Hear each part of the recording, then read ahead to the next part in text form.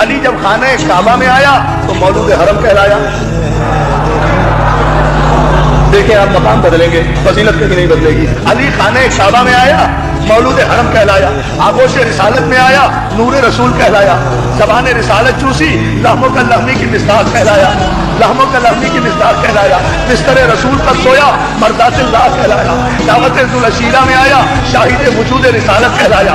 بزم عشیر میں آیا شاہد وجود رسالت کہلایا. بزم غدیر میں آیا کائنات کا مولا کہلایا. بدر میں آیا فاتح بدر کہلایا. احد میں آیا ناصر رسول کہلایا. خیبر میں آیا شاہ لا فتح کہلایا. خندق میں آیا ایمان کل کہلایا. خندق میں آیا خندق میں آیا خندق میں آیا خندق میں آیا کل ایمان کہلایا. خندق میں آیا کل ایمان کہلایا. مباہدے میں گیا نفس رسول کہلایا. تطہیر کی چادر میں آیا بارش تطہیر کہلایا.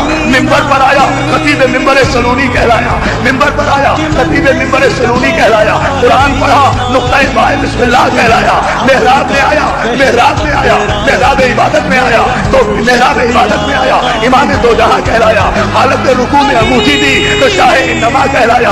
شاعر کو روٹیاں خیرات کی تو سرتاج حالتا کہلایا. بستر پر آیا تو نفس الہی کہلایا. ممبر پر آیا تو خطیب ممبر سلونی کہلایا. محراب میں آیا تو امام دو جہاں کہلایا. محراب میں آیا تو امام دو جہاں کہلایا. محراب آخری آدمی تک توجہ، اس سے بڑا جملہ میں نے گزشتہ مجلس میں بھی نہیں دیا، پورے کلیجے کی طاقت سے دے رہا ہوں. دیکھنا علی کا مقام محراب میں آیا امام دو جہاں کہلایا. دوش رسول پر آیا تو راکب دوش پیغمبر کہلایا. بتوں کو باہر نکالا تو بت چکن کہلایا. آگ کھولی تو عین اللہ کہلایا.